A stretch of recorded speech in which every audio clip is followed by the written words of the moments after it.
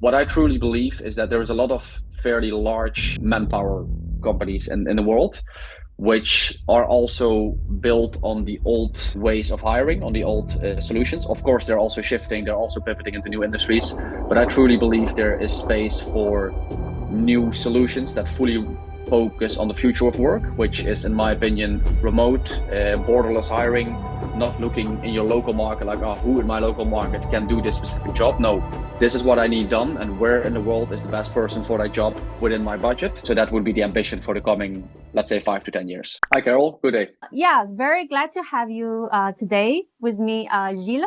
So Likewise. I have been really looking forward to our conversation. I know that you have built something incredibly tiny with Bamboo Works, especially since COVID.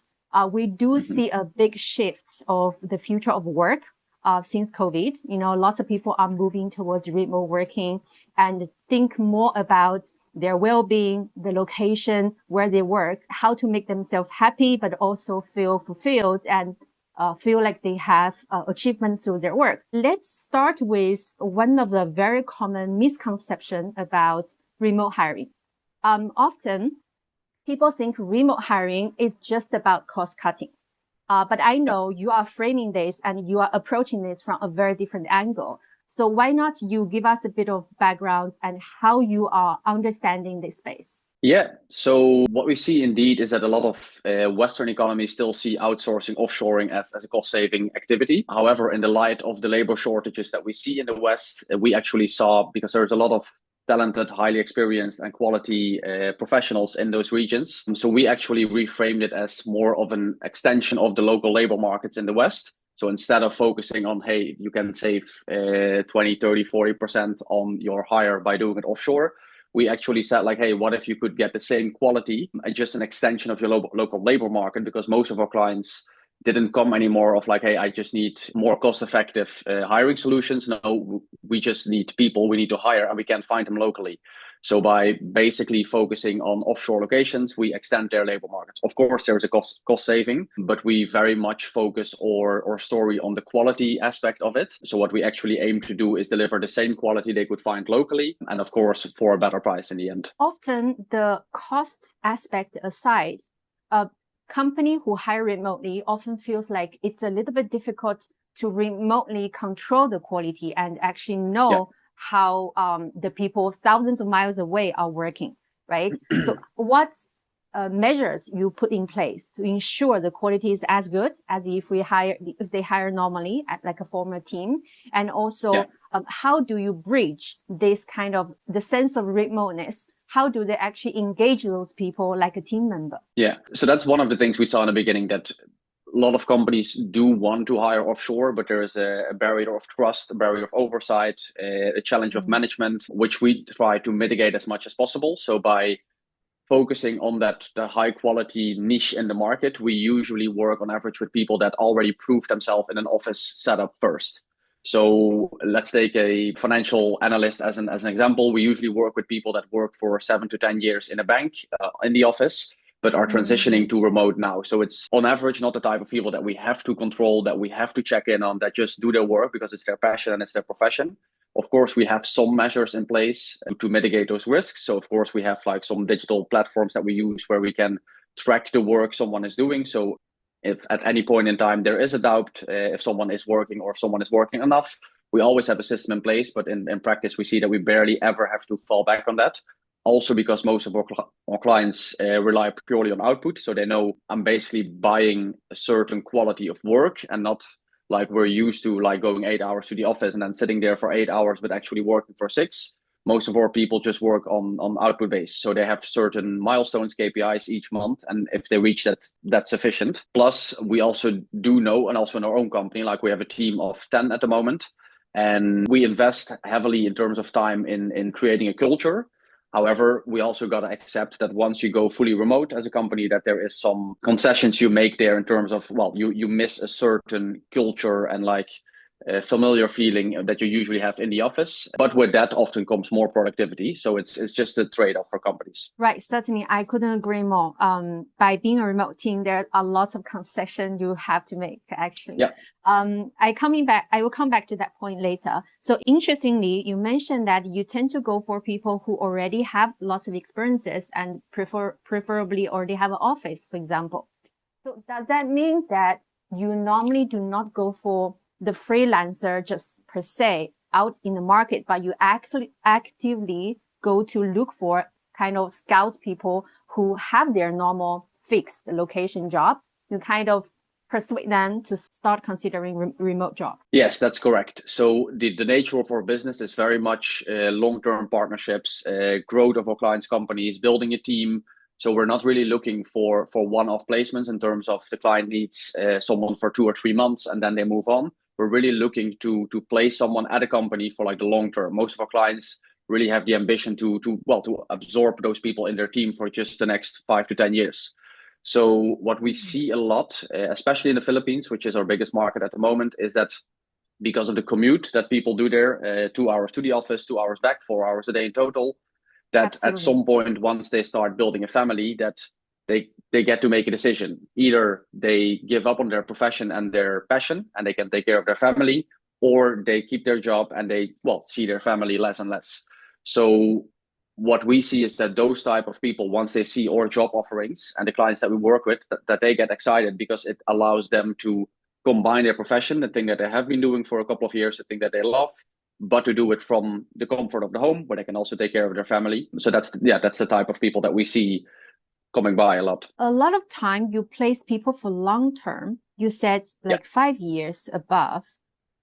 Wow, that's quite an interesting approach. So you are not really focusing on the short-term gig market, but rather find a placement really in the company for long term. Exactly. So what we do as a service is what we call the perfect fit. So once a client comes to us, we do have a pool of people, of course, but in 90 to 95% of the cases, we do go back to the market to find that perfect fit for our clients. And that's quite custom. So that's something we might tweak a bit going forward once we grow more and more. But by offering that perfect fit, it always takes time to find those people. So that's why it doesn't really work for us to focus on the short term, because that would mean that we spend 2 to 3 or maybe 4 weeks to find the ideal candidate that the client has been looking for a while, to then only work with them for a month or maybe 2 months. So that's and we're also honest in that. Like once clients come to us and say like, I need someone for a short-term project, we are quite honest in the fact that they're probably better off going to either Fiverr or Upwork, because they will have a quicker, cheaper, and more cost-effective solution. Yeah, that's true. Because the initiation cost is quite high if you want to find the good quality people, right? Yeah. And it doesn't make sense. You spend so much on the initiation seeking process already, then you only use them for 2 or 3 months. That does not make sense from a cost perspective for the clients. Okay. So, as a startup, of course, I'm very interested in your business model. If you go for long term, do you only charge one-time fee or you take like a monthly retainer or kind of model? So we work with an all-in pricing. So how we structure our model is to keep it as flexible and accessible for our clients, that they can step in with a fairly low barrier and can stay on with very low barriers. So what we do is, once the client instructed us like, this is what I need, we find that person, we offer a couple of choices. They speak with a couple of candidates. Once they say like, hey, this person, let's call him John, is the right person for my company, that's the one I would like to hire. We hire John in our company, and we basically work with the client on a service agreement. So that means for the client, they don't have anyone on the payroll. They don't hire anyone directly. They do get all the benefits of having a full-time or part-time employee. But in the end, it's us managing the HR, the payroll, the employee management. We don't interfere with any of the work that the candidate is doing. That's between the client and the candidate. But everything related to contracts, payments, HR, personal development, performance, that's where we come in. And that creates for a client that they basically have a super flexible setup where they just have a month-to-month service agreement, one invoice a month, which covers everything, all included. Is there a term for this type of setup? Is this something like employer on record or something like that? Similar. It's very similar, yeah. Okay. So actually the remote talent you hire will be on your company's payroll. It's just that you have a separate service agreement with your clients. But then Exactly. the money your client will pay to your company, then you will pay the salary to the remote worker locally. Exactly. And that brings benefits for both sides, because let's say the client would call us after 2 months and say, well, it is working well, I like the service, but this person is just not really matching the culture, or maybe he doesn't have the right skill set, or anything that doesn't work out. We can just replace that person fairly quickly with a new person without them hiring a complete new person, going through all the legal frameworks, etc. But on the candidate side, it means that they stay connected to us. So let's say this client stops at some point, then we can include them for the next job. Okay. In this case, your client does not a local entity set up, but your company need a local entity set up in all the markets you operate. Okay. Okay, cool. And then I know currently you focus on Philippines and other emerging markets like South America and Africa. So why such choice? Why you think Philippines and those markets you are operating now? Why you choose them? That's actually accidentally. So both my business partner and me were living in Indonesia. So our initial plan was to focus on Indonesia. So our initial plan was actually to focus on virtual assistants from Indonesia. But once we started recruiting for that, we fairly quickly saw a lot of applications coming in from the Philippines, and we were open to everything. It was not that we would bound ourselves to Indonesia, but for some reason we saw the quality that at that point came in was higher from the Philippines compared to Indonesia. So that's where we pivoted to like, okay, let's open ourselves up to the Philippines and just take it like a broader approach, like Southeast Asia. But then our first client came, and the first client asked us, do you also have Spanish speaking staff? On which we didn't, but we said like, of course we do. We can organize that. But that led us indirectly to South America, and then later in the process, at some point, we had a client asking for French-speaking staff, which brought us to Northern Africa. So it's basically in response to what our clients wanted that we started looking into new areas. Right. In that way, it's also less risky, right? The demands are already there. You basically react towards the demand from the client. Interesting. Exactly. And obviously, the English-speaking population in Philippines is a big advantage, right? You don't really have to train them about their English-speaking skill already. They are inherently global, let's say. Yeah. When you are doing this kind of model across these markets, do you notice any major difference, like culture-wise, the talent quality-wise, or just the way of doing things? Did you notice any significant difference between those markets? Not necessarily. I would say there's more of an overhang in different markets in what they specialize in general. So what we see is South America is usually very specialized on the tech front, development front, AI. Philippines is usually very good on the financial side, on the support side, but that doesn't mean that there is no good tech people in the Philippines or no good financial people in South America. I think that the areas in terms of work ethic, in terms of qualifications, in terms of good people are fairly similar. Interesting. Since you mentioned that the different sectors are AI focused, tech focused, or Philippines like financial side is better, are there any particular sectors or industry you actually focus on? Yes, we see most of our clients being either in tech or in finance, or marketing companies is a thing we see the most, but our focus is more and more shifting to tech and finance, because that's where the biggest labor shortages are at the moment, especially in the UK and in America. And that's where we can provide the highest value. Plus, it's the most standardized in terms of the recruitment process. So when we look at marketing roles, it's very subjective. So we can have 4 social media managers, and they're all a little bit different. And the client wants someone who is specialized in a certain e-commerce product, and the other client wants someone with a financial background. Whereas if we look at an accountant or at a software developer, the only requirements we get is this many years of experience, these coding languages, and this kind of projects they should have done. So it's a lot more standardized. Plus, it's a lot easier to build teams with those clients. They're often looking for like more of a enterprise solution in terms of, we don't need a one-off hire. We want to build a offshore accounting team. So that's more interesting for us. So tech and finance is something we focus on a lot. And we used to focus a lot on e-commerce, but we see more and more being automated in the e-commerce industry already. Any size threshold for the client you work with? They need to be a big company you work with, or you also work with smaller team like startups? We work with a lot of smaller team startups. We actually started mostly focusing on solopreneurs. So basically the busy entrepreneur that needs an assistant. And at some point we pivot.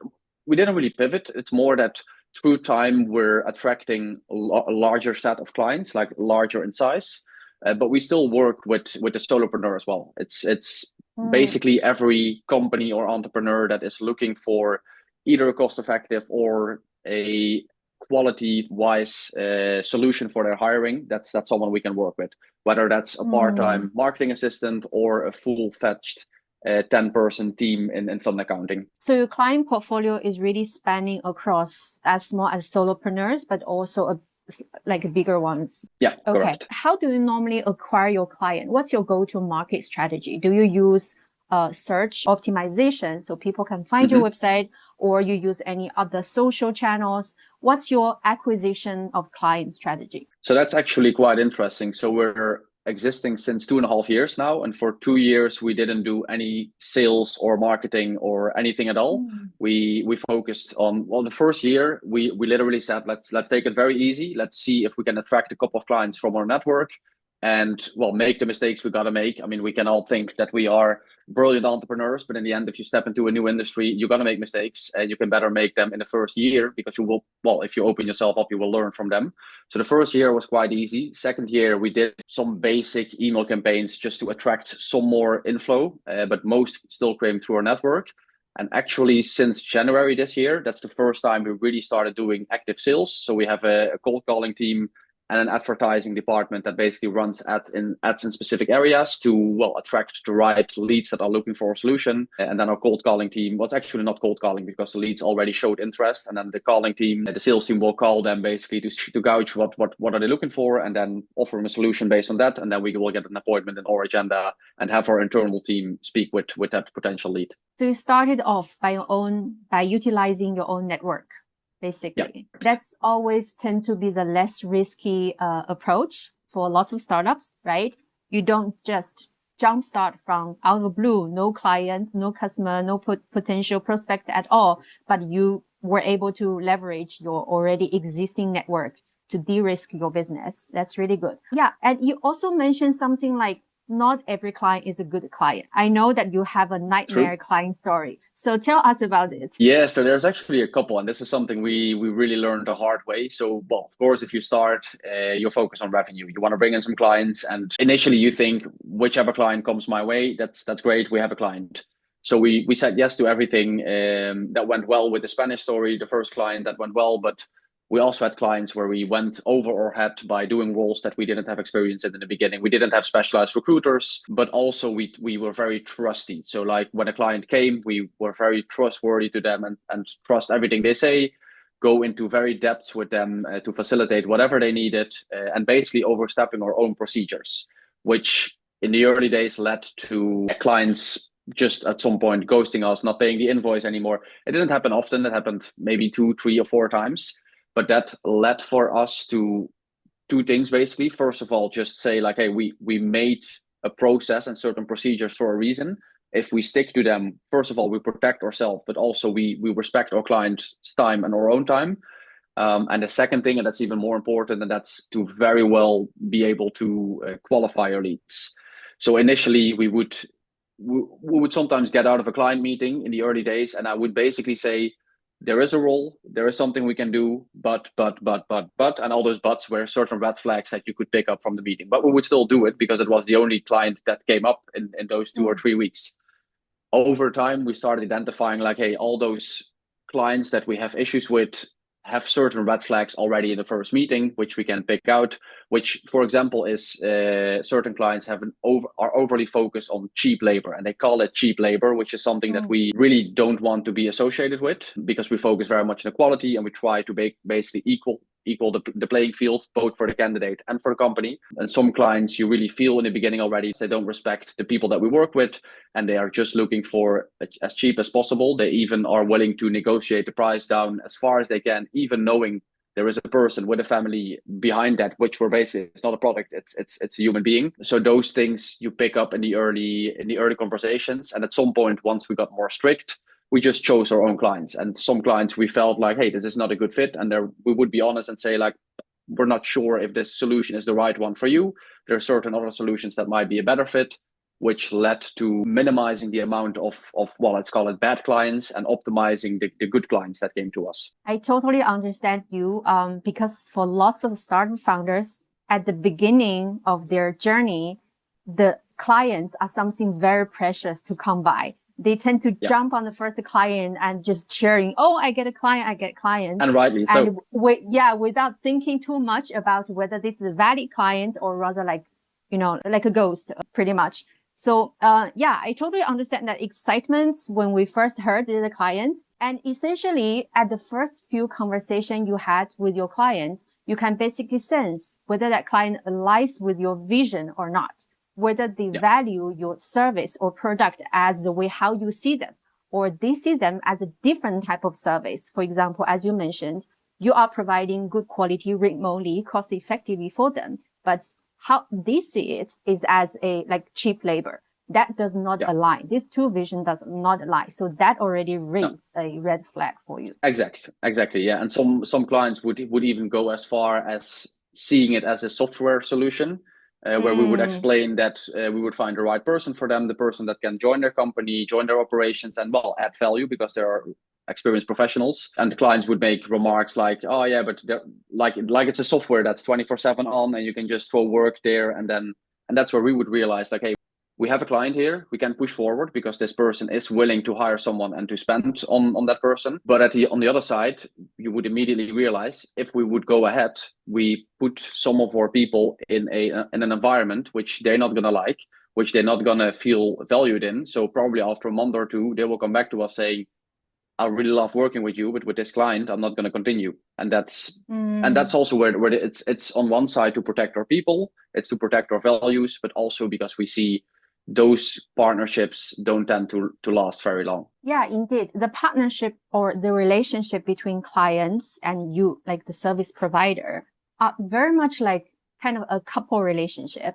So you have to agree on what you think the other side is providing. You cannot fake providing them a image that you are not, pretend who you are not. You have to show them this is a service I can provide, but there's a lot of things I cannot do. You have to be kind of honest with them upfront so that they don't misinterpret and expecting something differently. Exactly. Yes, correct. Cool. Awesome. Apart from the early conversation where you can notice or you can identify certain red flags to see whether this client is a good client or not, what are the other measures you would put in place to avoid the scenario where they refuse to pay you at some point when you start the contract? Because it can happen. You already frame your the work structure. You already started. You already put in time and effort. What if at some point this client simply does not want to pay because they think it's not going towards the direction they want?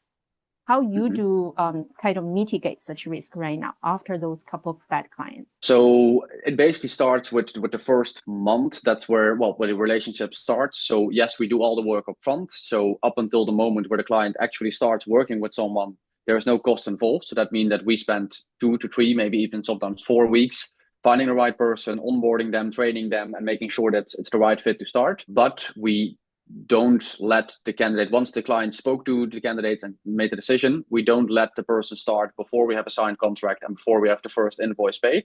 So how our model works is that we pay basically at the end of January for the month of February. So it's a prepaid model. And especially those first invoices, we're quite particular in that they need to be paid before the term ends. Over time, of course, once you build a relationship with your client, once there's more trust involved, there's more flexibility. But especially the first couple of times, we want to ensure that the first invoice is paid. When you say it's prepaid, they pay end of January for February. Is that the client pay you schedule or the schedule of you paying your talent? No, so the client pays us beforehand, so before the month starts, and we pay the talent once the month is over. So that gives us a window, basically a margin of safety, but also we act as the party in between that first need to receive the funds and then need to pay out the funds. So we need to make sure that there's plenty of time in between. So that's why we operate on that model. But the payment only starts after you sign the contract, right? What about after you already initiated the searching process? You find the talent, but the contract is not signed because the client has not decided if I want to hire this person or not. How do you make sure your effort of this searching process is not wasted? Well, that's, if you have a solution, I would love to hear it. It's a risk that we take in our model. Like we always said, we want to make it as flexible and accessible as possible. We know that if we look at other competitors in the market, that the quality we deliver is on the higher end and one of the highest in the market. So we know that if we qualify our leads properly, and we know we have a good client, and that client moves into the process with us and gets actually to the point of interviewing candidates, we know that at that point, 90 to 95% will actually continue with us because they see the quality, they know that they can find the quality elsewhere. So we built on that assumption that we deliver that quality and the clients want to continue with that. Of course, there is always clients that actually go into the depths of the process and then don't end up continuing, but that's the risk we take at the moment. So that's just included in the service. You said the service you delivered in terms of quality is towards a higher end in the market. We know that there are quite a number of platforms out there that helps people to find freelancers, for example, Upwork, Fiverr, right? So how do you compare to them and what sets you apart? Yeah, so it's fairly simple actually. So if a company needs a fairly quick, a short term and a cheap solution, just let's say to design a logo or to make a website or maybe even for 2 months of spreadsheet work, I'm just naming some random things, then Fiverr is usually the place to go. If you're looking as a company to build a lasting long-term partnership with a quality team, and you're actually looking to bring people on board that align not just with the role they need to do, but with your values, with your culture, and with your industry and with your clients, and you're actually looking to grow and scale your company with those people, that's where we come in, because that's where we are more of a talent partner to our clients. And continuously bring in the right people for them that not just fit with the experience and the role they're hiring for, but that fit with their team, that fit with their supervisor, that fit with their clients, and that fit even with the culture in their company. Who are your competitors, like real competitors? Because what I understand is that you don't really consider Upwork or Fiverr your competitor because you are focused on different segments of the market. So who are your competitors, first of all, and how do you compare with a normal like headhunter, for example? Headhunter also do a long-term placements, right? So yeah, what's your differentiation point? So competitors, I would say, is mostly there's a lot of similar companies that offer remote staffing, virtual staffing, as they call it. There's of course also the BPO sector, which is usually more for larger companies, but also give away part of the control. So they give, for example, a whole business process to a firm in the Philippines or in India or in Malaysia, for example. But with that, they lose a certain amount of control. So what I usually say to our clients is we are in between recruitment as a service and BPO, and we basically bring the BPO model in-house. So you get all the benefits of offshoring and BPOs at a fraction of the price, but you get it with the high quality that recruitment as a service usually does. And if we would need to differentiate ourselves from recruitment as a service, it's again the flexibility and accessibility. If a company hires a recruiter, there's usually being said like we charge, let's say 25% of the yearly salary of the person we place. There is a 3-month replacement guarantee, but after those 3 months, the relationship stops. So they find you the right person, you hire that person. If within 3 months that doesn't work out, they replace that person. But if not, then after that, the relationship is over. So that's a lot of upfront cost with quite a risk. And even though there's a 3-month replacement guarantee, we all know that 3 months is not always enough to really are being 100% convinced about a person. So in our model, you get a lot of flexibility. We stay on as a partner. So if you need a replacement, if you need extra people, there's not that we say, oh, we charge another 25% of another yearly salary. No, we just add an extra person to the payroll, which all in price includes already our fee. And those prices are always in line with the budget of the client. So that means that they don't pay any upfront fees. They don't pay large amounts upfront. They just start paying once someone starts working, which makes it very flexible for the client. So your exact positioning is somewhere between recruitment as a service and BPO, right? Correct. Okay, I see. Right. How do you go about scaling? Because as far as I can see, when you go out to look for a very good quality talents for your client, it's some kind of manual process. It involves a lot of headhunting kind of skills, and it's like personal, it's manual. So how do you think about scaling? Yeah, so we're actually right in the middle of that process. So our initial focus was to build the right team internally that we can carry higher demands, which is what we're doing now. We expanded, so we have enough capacity. If we look at scaling, it's more of shifting focus to a new type of client. So what we have been doing now is basically client per client, role per role, very custom solutions, which if you have 5 clients with 5 different roles is indeed 5 complete separate recruitment processes. What we're focusing on now is more of the type of company that needs multiple people for a specific role. So a good example is one of our larger clients currently, which is a fund accounting firm. And they are just looking to build a fund accounting team with us. So fund accounting is a fairly straightforward role. So if one recruiter focuses on, let's say, 5 fund accountants, that's comparable to doing 1, maybe 2 complete separate roles, because it's a very standardized process of hiring. So once we focus on those type of clients, that means we can do multiple placements at the same time because it's teams instead of individuals, which means we can scale faster without actually doing 5 different processes because it's 5 different people.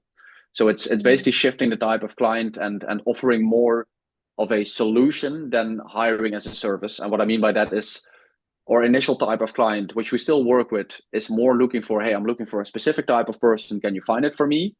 And the new type of client is more the type of client that says, hey, I'm looking to scale. I'm now looking for a solution for that because I can't scale locally because that's not cost effective and it's just, cutting in my margins. So I'm looking for a solution where I can grow this amount per year by saving this amount on the revenue and by still having this high quality of people.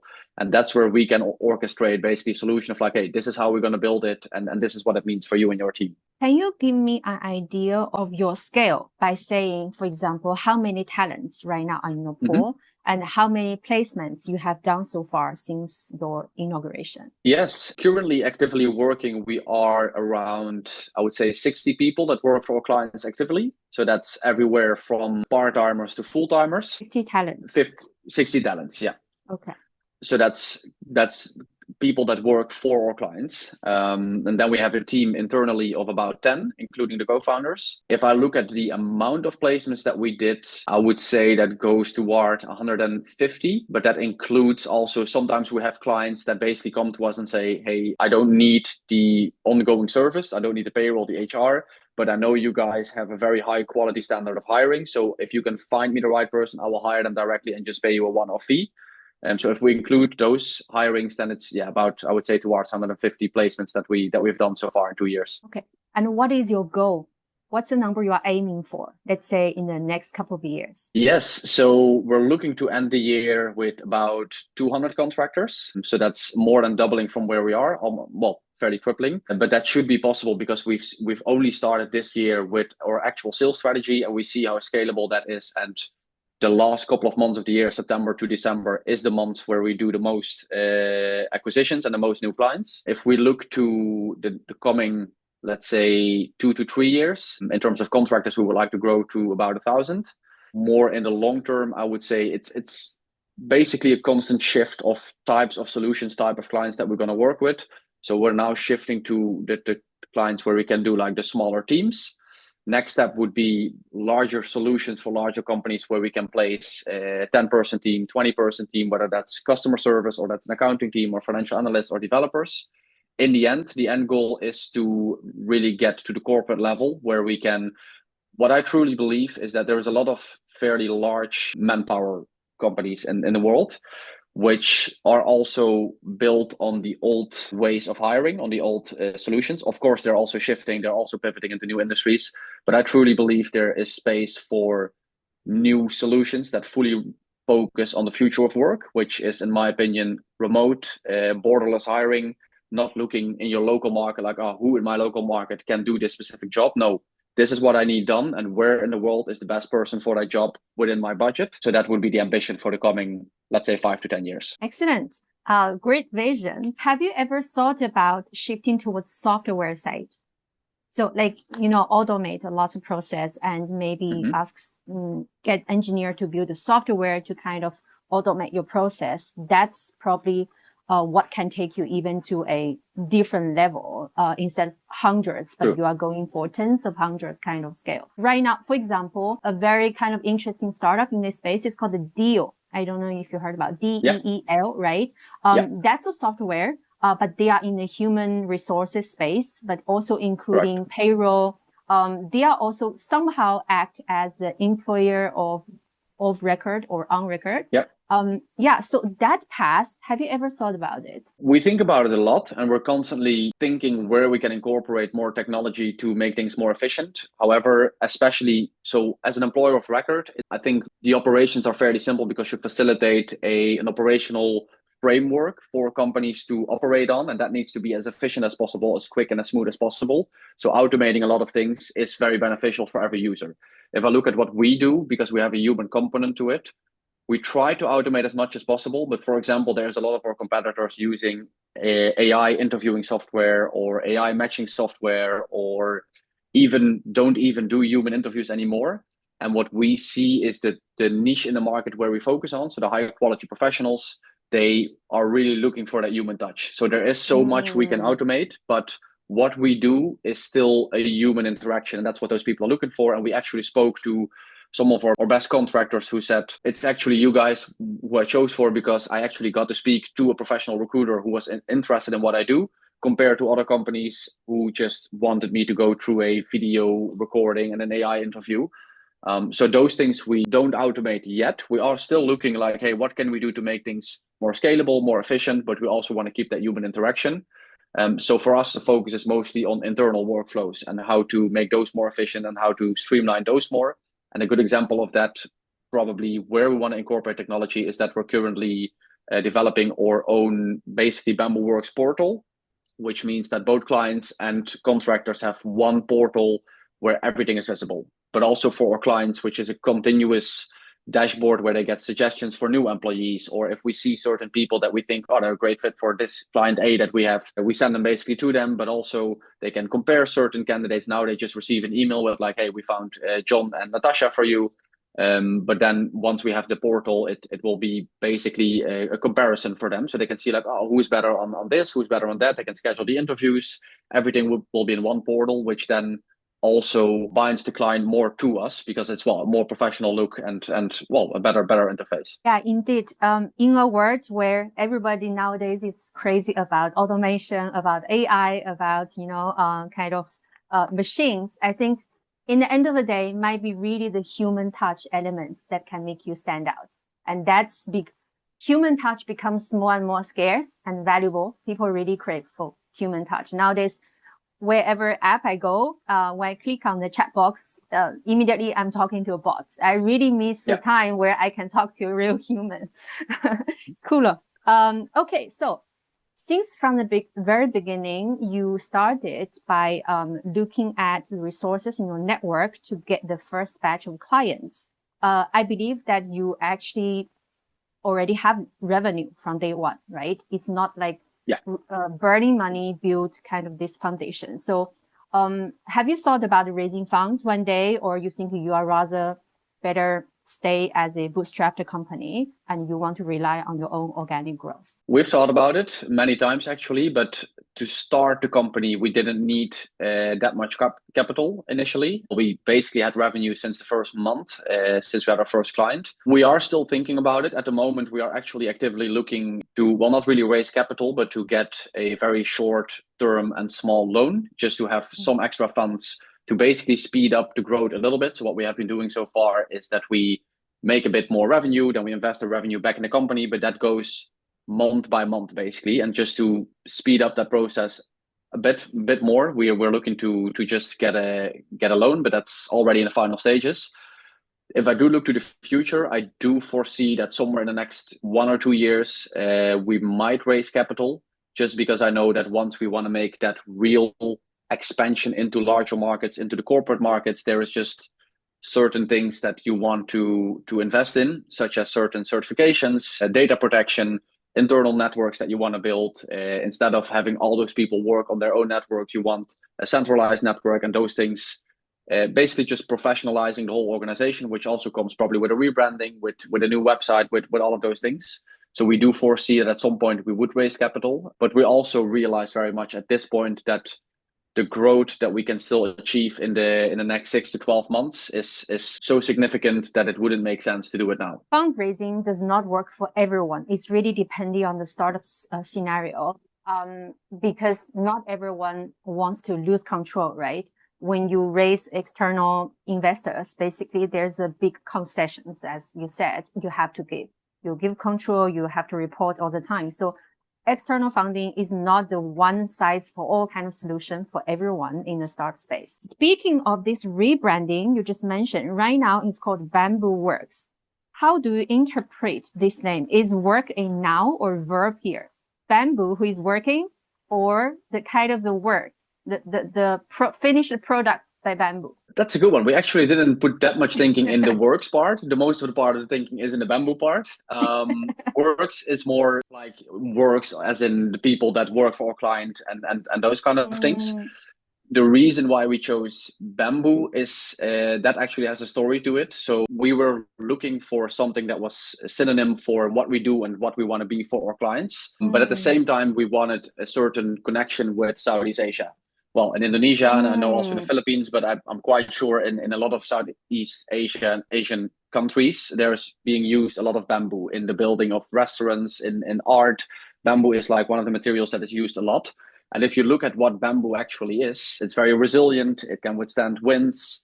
It is very strong. It's trustworthy. You can build on it.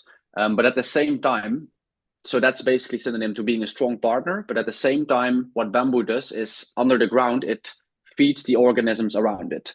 So instead of just growing above the ground and being very strong, it also feeds the organisms that are around it under the ground. So what we saw there was at one point, we want to be a very strong and resilient partner for our clients that goes through all seasons with them and that they can always trust on. But on the other side, we want to, and that was still focused on Indonesia, we establish somewhere and we want the people around us to grow with us. So the people that we provide with jobs, their families, we want those people to grow with us. So that's where, well, Bamboo Works comes from.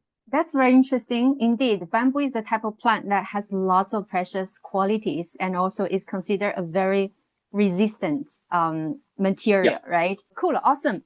And I have, last two questions is more about your personal growth journey. So first of all, I know you have a 5 a.m. routine. So tell us more about that. Yeah, so that's, I actually the past couple of years have been experimenting what works best, working in the evenings, working in the mornings. And at some point, I've never been a morning person, but at some point I figured that the really early mornings, well, I had the most focus in the mornings, especially once we started building our internal team. And once your role as a founder changes from just working in your company to, well, being a founder, a visionary, strategic person within the organization who leads the team, I really found those early hours between 5 and 9 to be the most significant hours in my day where I make strategic decisions, but also very simple. I wake up early, I do some meditation, I read for a bit, starting the day right, setting the brain in the right headspace. And then basically I take 2 hours of deep work where I look at the strategic decisions we need to make. And what it yields for me is that before the team comes online, before I start interacting with other people, going on meetings, I basically have the most important things of the day done, which really sets my brain in the right wavelength for the rest of the day, but also ensures that the most strategic decisions have either already been made or at least the pre-work for it has already been done. Well, that really resonate with me a lot, this 5 to 8 a.m., like in the morning. Yes, I go to bed earlier than most people, but in the evening, not that many things happen anymore. In the morning, you can get a head start. So once people start at 8 a.m. with their work, I already have 3 hours of work in and I'm already fully up to speed for that day, which for me personally gives a feeling of strength of well, I'm starting my day right. What is your state of mind at around 7 p.m. or 8 p.m.? Do you feel like I'm down for the day? It's pretty much dead mind. I must say I shouldn't do any hard thinking anymore at those hours. Usually I'm in the gym at that point. I'm having dinner, I'm going to the gym, I'm maybe doing some reading in bed. But I really try, since I pivoted my schedule to like 5 a.m., I really try to finish up by like 8 or 9 a.m. with the day and make sure I also get enough rest in the evening and can properly shut off in the evening. Because what I used to do is just always being on, yes, get up early, but still work until the evening, then laying in bed, still checking my phone. And that creates a constant amount of stress and being not rested, which as you're younger, you think that works very well because I'm constantly making progress. And it took me a very long time to realize if you actually step back and take the rest, you make a lot more progress in the long term than trying to constantly stay on. So yeah, 7, 8 p.m. That's where I try to force myself to start winding up. Yeah. How about weekends? So do you get off your mind off on weekends, or you cannot shut off on weekends? It really depends. For the longest time, especially in the first 2 years, and that's actually settling a bit now, we basically work 7 days a week. I think that's fairly common for most startup founders. It's not that you have to, but there's always something to do. You're passionate, and you just keep going. Now, more and more, we try to take the weekends off. Still, there is weekends that I work. I try to at least have 2 weekends off each month and 2 weekends work. The issue is because I have my schedule and my rhythm at like 5 a.m. in the weekends, I wake up no later than 6. And once I wake up and my partner is still asleep, at some point you start thinking like, yeah, might as well just do half an hour of work. It will help me on Monday.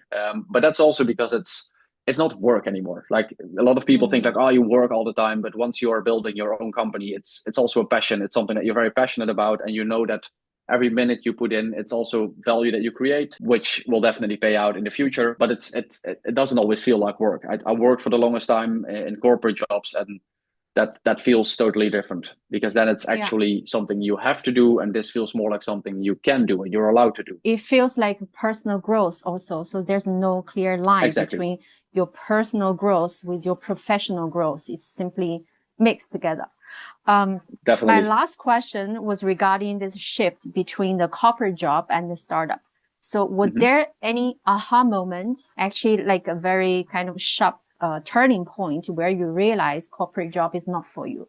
And why did you jump that ship? Actually, fairly early on, I always knew since I was young that I wanted to become an entrepreneur at some point. However, I always had one rule for myself. I was always busy generating ideas and making business plans, but I always said, as long as I don't have the thing that I actually want to go for 100%, I'm not just gonna stop doing what I do. Until that time, I just keep climbing the corporate ladder and make a career in that space as well. So that will kind of a backup plan. But basically in my first job, like I liked the job, I liked the network that I built. I really loved what I saw there, but I always knew this is not for me. I really felt not in my place.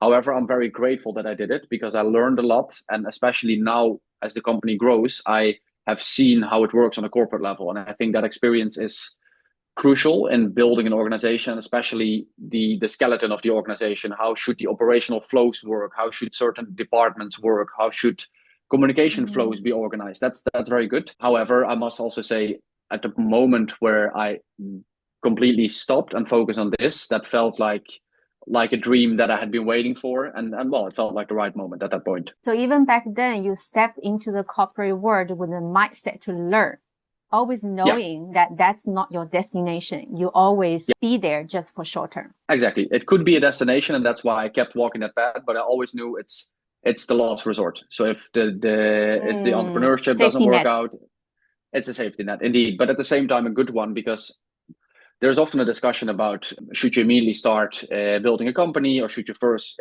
get a job? I think it really depends on what you want to do. I think having the corporate experience is definitely very beneficial. I also do think the earlier you can start, the better, because the earlier you can make the mistakes, the earlier you can start learning. However, neither of them should be forced. So it's not you have to do this first or you should immediately start. I think once the time is right, you start. But once the time is getting right, you can start soon enough. Okay, one last bonus question. Yeah. For someone who is a fresh graduate, who is on the crossroad of deciding which career path they want to go into, and also they kind of aspiring to be an entrepreneur but not sure. So what advice would you give to them at that point? There's a couple of things. If I would look back, what I would do, it's as long as there's nothing, just make sure get yourself into environments where you can learn and where you can build a network, whether that's a corporate job or a job in a local company or whatever works for you, or maybe certain events that you want to go to. Make sure you get into the network where people can inspire you and where you can learn, and it doesn't really matter what you learn, as long as you keep learning about companies, about finances, about investments. It doesn't matter, whatever your aspirations are. Use your personal time as well for two things. Keep yourself inspired and keep learning. So reading books, for example, but also keep putting your brains in a certain place where they have to think about ideas. Since I was young, I always had a big book at home where I would write down all the ideas I had. One more extensive than the other, but what I did to myself is that my brain was always on. If I was walking on the street, I was looking finding things that I could potentially do better or have a better solution for. And at some point, like if there is an idea, I mean, just go for it and do it, because the sooner it is true, the sooner you start, the sooner you get feedback and the sooner you learn from it. And what they always say, your first idea is usually not the best idea. It's usually not the thing that you're going to end up with. So, well, you might as well do it as soon as possible. But it also depends, if the question is more like, would you advise someone to just immediately go all in without any safety net? That also depends on the type of company you want to build. Like if it's more of a, let's say, a tech company and you can raise capital, which then also suffices your own monthly income, okay, sure. If you want to bootstrap a company from zero, expect that you're not going to make any income for, like, let's say 2 years. So don't do that too recklessly, and just because then you can do that, but your focus is going to be too much on making an income, which takes your focus away from delivering actually quality and optimizing the thing that you actually deliver. Yeah, so you are saying no matter which path you choose, make sure you get into an environment where you can learn, get inspired, Yep. and get your mind stimulated. Exactly. And also think about maybe your safety net a little bit, so you can actually really take risk to stay in those environments and actually learn without thinking too much, without being too much limited just by making a living, by earning a salary. Exactly. You often hear the saying like that entrepreneurship is a game of who has the longest breath. And that actually applies to that situation, because if, let's say, you have a safety net of 2 months to live and you're just starting your company, your focus in month 3 is going to be, and we made that mistake as well. It's not that we needed it, but for some reason, at some point you think like, oh, wow, now we can start paying ourselves as well. But once you shift your focus to that, it takes away the focus of what would actually be best for the company, what would be best for the service, what would be best for scaling this company. And those 3 points are usually long-term thinking things. And focusing on income is very short-term. Of course, at some point you need to start paying yourself, but if your focus is on that too early on, it really shifts your focus to things that are less important and that don't benefit the company that directly. So having a safety net is really not just for the sake of having it, but rather to enable you to actually be able to take higher risk to pursue what you really want. Exactly, and to keep your thinking clear throughout the strategic process. Awesome. Thank you so much, Gilles. That wraps up our interview today. And I really appreciate that you shared with us so many beautiful stories and the wins and the lessons you learned along the way. As a founder, as someone who kind of did it all, you have done corporate job, you have done entrepreneurship, and you are actually not a few years after graduation, you have lived in different countries across different continents. So that really provides a very rich perspective for our audience and for the wannabe entrepreneurs. Thank you so much for being with us today. Thank you so much for having me. It was a pleasure.